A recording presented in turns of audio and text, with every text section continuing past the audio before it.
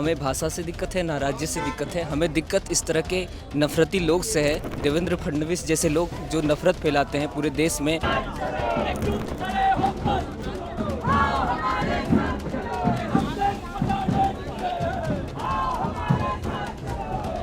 कई लोगों ने इस बात को पूछा कि आप किस चीज का विरोध कर रहे हैं। क्या हम इस चीज का विरोध कर रहे हैं कि 2 स्पेशल सेंटर बना है? नहीं, हम इस बात का विरोध नहीं कर रहे हैं कि आप इस 2 स्पेशल सेंटर को बनाइए। हम तो वो लोग हैं जो ये बोलते हैं कि आपने एक ही जेएनयू क्यों बनाया है। आप इस देश के एक डिस्ट्रिक्ट में एक जेएनयू बनाइए, तब आपको आरएसएस का जो सपना है उसको चैलेंज करने वाला मिलेगा।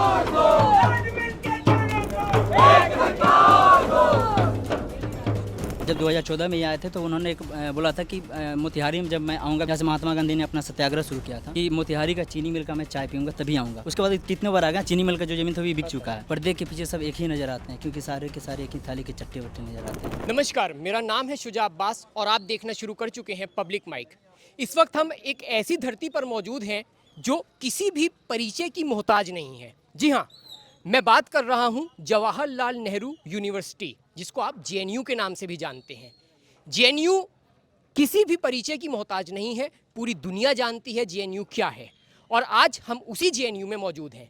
लेकिन आज हमारे जेएनयू आने का कारण कुछ और है। दरअसल जेएनयू में आज एक कार्यक्रम था। इस कार्यक्रम में महाराष्ट्र के मुख्यमंत्री शामिल हुए, लेकिन खबर ये नहीं है, इससे बड़ी खबर ये है कि उनका विरोध बहुत ज़्यादा यहाँ पर देखने को मिला। जेएनयू छात्र संघ की तरफ से उनका विरोध किया गया और बहुत भारी मात्रा में स्टूडेंट्स भी यहाँ जमा हुए। जैसा आप तस्वीरों में देख सकते हैं कि लगातार स्टूडेंट्स उनका विरोध करते हुए नजर आए। तो हम अब उन स्टूडेंट्स से ही बात करने की कोशिश करेंगे और उनसे जानेंगे कि आखिर इस विरोध की वजह क्या है। तो इस वक्त हमारे साथ कुछ छात्र मौजूद हैं जेएनयू के। आप बताइए, आज असल में हमने देखा इतना बड़ा प्रोटेस्ट हुआ, सब ये तमाम चीज़ें थी। इसकी देखिए असल वजह एक स्टूडेंट होने की नज़र से, एक स्टूडेंट के नाते आपसे हम ये जानना चाहते हैं कि ये विरोध, आखिर इस विरोध की वजह क्या है? सबसे पहली बात, एक हमारे यहाँ बोला जाता है ना, हिंदी है हम वतन है हिंदुस्तान हमारा, सारे जहाँ से अच्छा हिंदुस्तान हमारा। आज इस जेएनयू में जितने भी लगभग 60% जो स्टूडेंट हैं बिहार उत्तर प्रदेश हिंदी भाषी क्षेत्र के हैं। मैं किसी भाषा का विरोध नहीं करता हूँ, लेकिन जो हिंदी भाषी लोगों के साथ महाराष्ट्र में किया जा रहा है, उनसे जबरन पीटा जा रहा है, किसी भाषा को उनके ऊपर थोपा जा रहा है। अगर कोई अपना जीवन यापन करके पलायन करके गया है तो ऑब्वियसली ये गवर्नमेंट की गलती है। उसको जस्टिफाई किस तरह किया जाता है कि किसी को मार के किसी को पीट के आप हिंदी मराठी बुलवा रहे हो, और आप एक जेएनयू जो देश की सबसे बड़ी यूनिवर्सिटी है जहाँ हिंदी भाषी स्टूडेंट है, आप उनके बातों को दबाने के बावजूद आप यहाँ आके आप एक अपना स्टेज मंच पाते हो ताकि आप अपने आप को एक्सप्लोर कर पाओ। मैं किसी पार्टी का विरोध नहीं कर रहा हूँ, मैं किसी भाषा का विरोध नहीं कर, लेकिन जो हमारी अधिकार है, जो हमारा हिंदी भाषी जो स्टूडेंट जेएनयू में 60% पढ़ रहे हैं, उनके साथ जो हिंदी भाषी लोगों के साथ वहाँ जो महाराष्ट्र में किया जा रहा है, उसका विरोध मूल रूप से किया जा रहा था आज। तो ये विरोध उस बात का था कि जो कुछ हिंदी भाषी लोगों के साथ महाराष्ट्र में हो रहा है। लेकिन एक बात मैं समझने की कोशिश कर रहा हूँ कि देखिए, विरोध प्रदर्शन किया आप लोगों ने, ये तमाम चीज़ें अपनी जगह हैं। 2 बातें हैं यहाँ पर। पहला ही बात है विरोध और दूसरी बात है राजनीति, क्योंकि इस पूरे जो ये आयोजन किया गया या जिसको मैं कहूँ विरोध प्रदर्शन किया गया, इसको बहुत सारे लोग राजनीति से भी जोड़कर देख रहे हैं। तो देखिए, राजनीति अपनी जगह है, वो तमाम बातें अपनी जगह हैं। आपने भी कहा कि आप किसी पार्टी के समर्थक या विरोधी नहीं है, लेकिन अब बात ये है कि राजनीति अगर नहीं है, खाली विरोध है, तो विरोध यहाँ पर किस चीज़ का? देखिए, अभी आपने कहा कि लोगों के साथ जो कुछ हो रहा है, लेकिन अगर हम देखें कि अगर इस तरीके से हमने देखा कि कुछ छात्र बहुत उग्र भी हो गए, तो अगर उस तरीके की चीज़ें जो महाराष्ट्र में हो रही हैं वही चीज़ें दिल्ली में होनी शुरू हो जाएं, तो वो भी तो गलत है ना? सबसे पहली बात, उग्रता कहीं भी किसी भी तरह से किसी भी लेवल पर जस्टिफाई नहीं है, किसी भी तरह से वायलेंस कहीं भी जस्टिफाई नहीं। दूसरी बात, यहाँ छात्र हैं, राजनीति जो कर आए थे ना, उन्होंने राजनीति करके गया। वो आए थे एक मंच लेने राजनीति के लिए, उन्होंने पूरी तरह से राजनीति ही किया। और रावत छत्रपति हमारे लिए रिस्पेक्टेड है, देश के महान विभूति हैं, we respect him with our pure heart. लेकिन जो बात है विरोध की, विरोध बस उसी की वजह से था कि महाराष्ट्र के जो सीएम हैं, उनके राज्य में अगर कोई हिंदी भाषी लोग सुरक्षित नहीं है, तो वो उनकी जिम्मेदारी बनती है कि उनको लोगों को सुरक्षा प्रदान करे। अगर आपके पास गया है तो वो आपके अर्थव्यवस्था में भी अपना योगदान दे रहे हैं। मैं एक मज़दूर के तौर पे दे रहे हैं, एक ठेले वाले के रूप में दे रहे हैं, एक जो वर्कर के रूप में दे रहे हैं, जो भी तौर पे आपकी अर्थव्यवस्था जो महाराष्ट्र का उसमें योगदान दे रहे हैं, लेकिन फिर भी आप उसके साथ जस्टिफाई नहीं कर पा रहे हो। तो ये आपकी लूपहोल है ना, उसका विरोध हो रहा था, ना कि किसी राजनीतिक मंच का। बिल्कुल, इस बात का विरोध हो रहा था जैसा आपने बताया। लेकिन आपको क्या लगता है कि देखिए ये बात पूरी दुनिया जानती है, आप भी इस बात को मानेंगे कि महाराष्ट्र में हिंदी भाषी और ख़ास तौर से उत्तर प्रदेश और बिहार के लोग बहुत अधिक मात्रा में हैं। और अगर मैं सरकार की बात करूं तो महाराष्ट्र में भी एनडीए शासित महाराष्ट्र भी एनडीए शासित है और भारतीय जनता पार्टी और एनडीए की मिली-जुली सरकार गठबंधन की बिहार में भी चल रही है और उत्तर प्रदेश में योगी आदित्यनाथ के नेतृत्व में भारतीय जनता पार्टी की सरकार है। तो आपको ऐसा नहीं लगता कि क्या कुछ और प्रयासों की ज़रूरत है, कुछ ऐसे प्रयास के जिनके बाद जो लोग अपना घर छोड़ने को मजबूर हैं, अपना पलायन को मजबूर हैं, उनका पलायन रोका जा सके? सबसे बड़ी बात इसके लिए ना, हमें एक बोलते हैं ना, कुर्सी की भूख में सब हरवाते हैं, पर्दे के पीछे सब एक ही नज़र आते हैं, क्योंकि सारे के सारे एक ही थाली के चट्टे-बट्टे नज़र आते हैं। तो रहा बात महाराष्ट्र का हो या रहा बात बिहार का, दोनों जगह एनडीए की ही सरकार है, तो दोनों आखिर ऊपर भी वही है, उधर भी है। अभी कुछ दिन पहले ही हमारे माननीय प्रधानमंत्री श्री नरेंद्र मोदी जी मोतिहारी गए थे, तो उन्होंने एक शब्द बोला था कि मोतिहारी को मुंबई बनाया जाएगा और पटना को पुणे। इस बहुत अभी वायरल चल रहा है ये बात। तो बस बोलने से नहीं होता, उसको धरातल पे उतारना भी होता है। जब 2014 में ये आए थे तो उन्होंने एक बोला था कि मोतिहारी में जब मैं आऊँगा, बिहार का एक मोतिहारी पूर्वी चंपारण, जहाँ से महात्मा गांधी ने अपना सत्याग्रह शुरू किया था, कि मोतिहारी का चीनी मिल का मैं चाय पीऊँगा तभी आऊँगा। उसके बाद कितने बार आ गया, चीनी मिल सारे बिक चुके, चीनी मिल का जो ज़मीन था वो बिक चुका है। तो ये सब जो है ना, ये एक ही थाली का सर्कल बना हुआ है, जो लूप होल नहीं होता, एक साइकिल बना हुआ, कुल मिला के वहीं पे आ जा रहा है। तो ऐसा इसका कुछ सॉल्यूशन है नहीं, क्योंकि ऊपर भी वही है, नीचे भी वही है, उत्तर प्रदेश में भी वही है, बिहार में भी वही है, महाराष्ट्र में भी है। तो कुल मिला के ये सब मिली-जुली सरकार है, थाली के चट्टे-बट्टे हैं जो बस राजनीतिक गेम खेलते हैं, भाषा के नाम पे, जाति के नाम पे, पॉलिटिक्स, धर्म के नाम पे, बस यही चलती रहती है यहाँ पे। तो आपके हिसाब से ये भाषा का ये पूरा जो कुछ विवाद चल रहा है, ये सच में अच्छा देखिए एक सवाल यहाँ पर ये भी आता है कि उत्तर प्रदेश का कोई निवासी हो या बिहार का हो या महाराष्ट्र का हो, देखिए सबकी अपनी-अपनी भाषाएँ हैं और उसके ऊपर कोई किसी को ज़बरदस्ती किसी के साथ कर भी नहीं सकता। लेकिन यहाँ पर एक बात ये भी है कि भाषा सीखना वो कितना ज़रूरी आपको नज़र आता है कि देखिए अगर कोई व्यक्ति महाराष्ट्र में रह रहा है 2-3 साल 4 साल उसको हो गए हैं और अगर वो मराठी सीख ले तो उसमें मुझे नहीं लगता कि कोई हर्ज की बात है। लेकिन उसको लेकर के आपका क्या सोचना है? मैं ये जानना चाहता हूँ। सबसे पहले मैं आपकी इस बात से पूरी तरह सहमत हूँ कि अगर आप किसी भी स्टेट में जाते हो, 2, 4, 10 साल रहते हो, तो आप नॉर्मली वहाँ के जो लोकल लैंग्वेज है वो उतना आप इतना जान जाते हो कि आप लोगों से कन्वर्सेशन कर पाओ। अगर इसके लेकिन खुद अपनी इच्छा शक्ति से अगर कोई कर पाना, उसमें करना, और किसी को फोर्सली इन्फोर्स करके करवाना, इसमें बहुत ज़मीन आसमान का फ़र्क है। तो यहाँ पे है, हाँ, ये ज़रूरत है कि हम देश में, हमारे देश में बहुत तरह की भाषाएँ हैं, क्योंकि विविधता में एकता हमारी देश की अखंडता की एकता का पहचान है। लेकिन जहाँ पे हम जाते हैं, ये ज़रूरी है कि अगर 2, 4, 10 साल वहाँ रह रहे हैं तो वहाँ की भाषा सीखें। इसका किसी भी तरह से क्रिटिसाइज़ नहीं होना चाहिए। लेकिन हाँ, किसी को मार-पीट के सिखाना, इसको आप किसी भी तरह से जस्टिफाई नहीं कर सकते हैं, क्योंकि everyone is bound by the law and rule of the country constitution. अगर लेकिन आप सब कुछ अपने हाथ में लेके किसी के ऊपर भाषा थोपना चाह रहे हैं, तो कहीं किसी भी तरह से जस्टिफाई नहीं। कई लोगों ने इस बात को पूछा कि आप किस चीज का विरोध कर रहे हैं? क्या हम इस चीज का विरोध कर रहे हैं कि ये 2 स्पेशल सेंटर बना है? नहीं, हम इस बात का विरोध नहीं कर रहे हैं कि आप इस 2 स्पेशल सेंटर को बनाइए। हम तो वो लोग हैं जो ये बोलते हैं कि आपने एक ही जेएनयू क्यों बनाया है? आप इस देश के एक डिस्ट्रिक्ट में एक जेएनयू बनाइए, तब आपको आरएसएस का जो सपना है उसको चैलेंज करने वाला मिलेगा। लेकिन आप देखिए, इस कैंपस में आपके सामने स्कूल ऑफ सोशल साइंसेस है, आपके सामने स्कूल ऑफ इंटरनेशनल स्टडीज है, आपके सामने school of language literature and cultural studies है।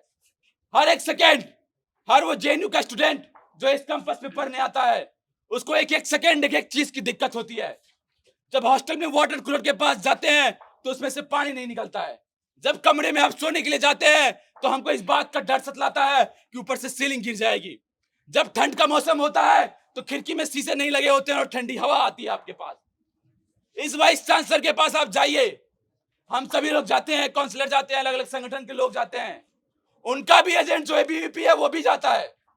ये बोलता है कि मैडम इंफ्रास्ट्रक्चर की हालत बहुत खराब है, इसको ठीक कर दीजिए। मैडम क्या बोलती है? मैडम बोलती है फंड नहीं है।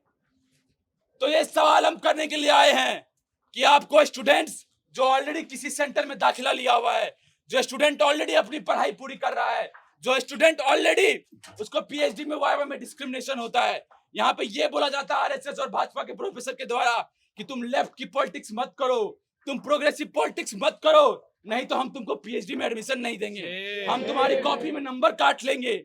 जाति के नाम पे डिस्क्रिमिनेशन होता है, आइडियोलॉजी के नाम पे डिस्क्रिमिनेशन होता है। तब ये वाइस चांसलर जो आज जेएनयू को समृद्ध करने के लिए 2 नए स्पेशल सेंटर बना रही है, वो कहां से ली जाती है? वो रोना रोती है कि हमारे पास फंड नहीं है, हमारे पास पैसा नहीं है। लेकिन आज इतने बड़े बड़े कार्यक्रम करने के लिए उनके पास फंड है, उनके पास पैसा है। हम यही बात बोलते हैं कि आप इस जेएनयू की वाइस चांसलर हैं। जिस प्रकार से जेएनयू का स्टूडेंट्स यूनियन अपने हक और अधिकार की लड़ाई लड़ता है, जिस प्रकार से जेएनयू का स्टूडेंट्स अपने हक और अधिकार की लड़ाई लड़ता है, आप भी आइए हमारे साथ। यदि आपके अंदर डिग्निटी बचा है कि आप जवाहरलाल नेहरू यूनिवर्सिटी की वाइस चांसलर हैं, आप कोई नागपुर यूनिवर्सिटी की वाइस चांसलर नहीं है, आप कोई आरएसएस यूनिवर्सिटी की वाइस चांसलर नहीं है, आपको भी यदि अपना नाम इतिहास में दर्ज करवाना है, आपको भी यदि इस बात का टेंशन है कि आने वाले समय में हमको किस प्रकार से याद किया जाएगा, तो आप आइए हमारे साथ। चलिए प्रोटेस्ट करते हैं, एमओई से लेकर के शिक्षा मंत्रालय से लेकर पार्लियामेंट के बाहर, और जेएनयू और उन तमाम विश्वविद्यालय जो आज देश के हाशिए पे खड़े हैं, तमाम वो स्टेट यूनिवर्सिटीज आज जो चारों तरफ फंड की कटौती को झेल रहे हैं, उसके लिए लड़ाई लड़ते हैं। और जेएनयू की वाइस चांसलर के बतौर जिस प्रकार से जेएनयू के स्टूडेंट्स को इतिहास में याद रखा जाएगा, उस प्रकार से आपको भी याद रखा जाएगा। लेकिन वाइस चांसलर वो काम नहीं करेंगी क्योंकि उनका डिग्निटी खत्म हो गया है।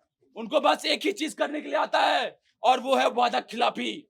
और वही वादा खिलाफी देखिए हर साल जेएनयू के स्टूडेंट के साथ वो करती हैं। विरोध आप लोग कर रहे हैं, दरअसल ये विरोध है किस बात का? असल में दिक्कत है क्या? भाषा से दिक्कत है या राज्य से दिक्कत है? ये बहुत बड़ा सवाल है मेरा। देखिए, ना हमें भाषा से दिक्कत है, ना राज्य से दिक्कत है। हमें दिक्कत इस तरह के नफरती लोग से है, देवेंद्र फडणवीस जैसे लोग जो नफरत फैलाते हैं पूरे देश में।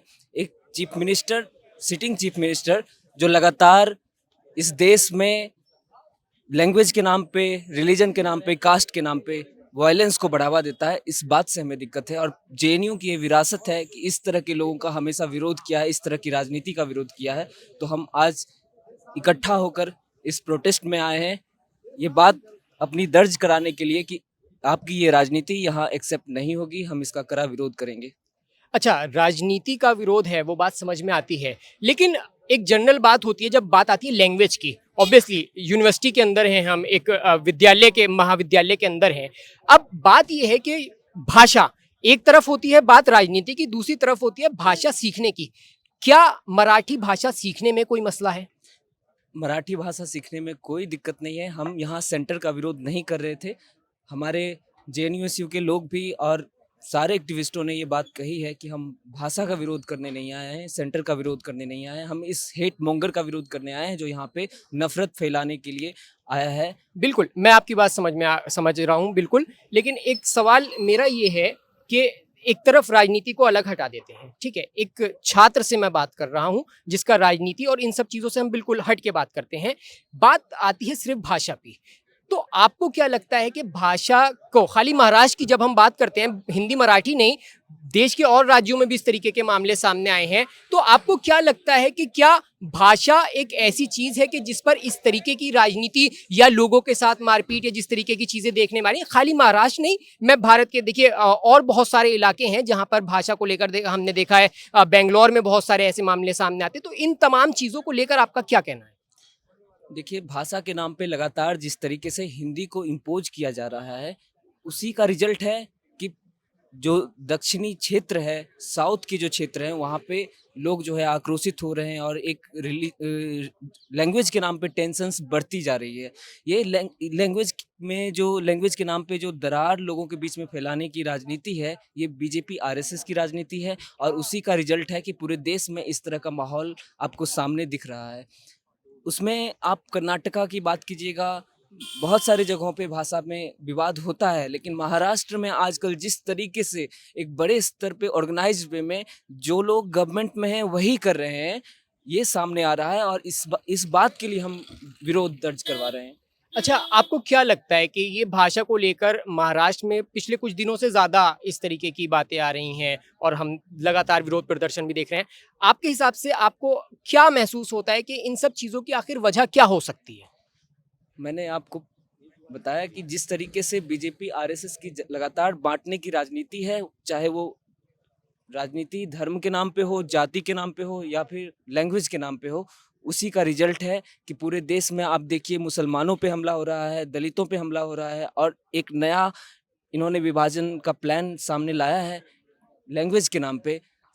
मराठी के नाम पे ये लोगों को पीट रहे हैं, कहीं हिंदी के नाम पे पीट रहे हैं, कहीं कन्नड़ के नाम पे पीट रहे हैं, अलग-अलग भाषाओं के नाम पे लोगों को विभाजित करके उनको आपस में लड़वाने का काम की सरकार कर रही है। तो अभी आपने जेएनयू के उन छात्रों को सुना जो इस विरोध प्रदर्शन में शामिल थे। इनका साफ कहना है कि विरोध भाषा का नहीं है, विरोध उस राजनीति का है जो इनके हिसाब से भाषा के नाम पर की जा रही है। फिलहाल हिंदी वर्सेस मराठी ये इस वक्त बहुत ज़्यादा ये एक बहुत बड़ा मुद्दा बना हुआ है और ये महाराष्ट्र में लगातार इस तरीके के मामले सामने आ रहे थे, लेकिन अब ये मामला महाराष्ट्र से होता हुआ दिल्ली तक पहुंच गया है, क्योंकि हमने देखा कि महाराष्ट्र के मुख्यमंत्री देवेंद्र फडणवीस दिल्ली आए, जेएनयू आए और उनका जिस तरीके से विरोध किया गया ये हमने अभी आपको अपनी इस रिपोर्ट में दिखाया। फिलहाल इस रिपोर्ट में इतना ही। देश और दुनिया से जुड़ी तमाम जानकारी के लिए आप देखते रहिए पब्लिक माइक, और अगर हमारी ये पेशकश आपको पसंद आई हो तो हमारे चैनल को सब्सक्राइब करना ना भूलें। सर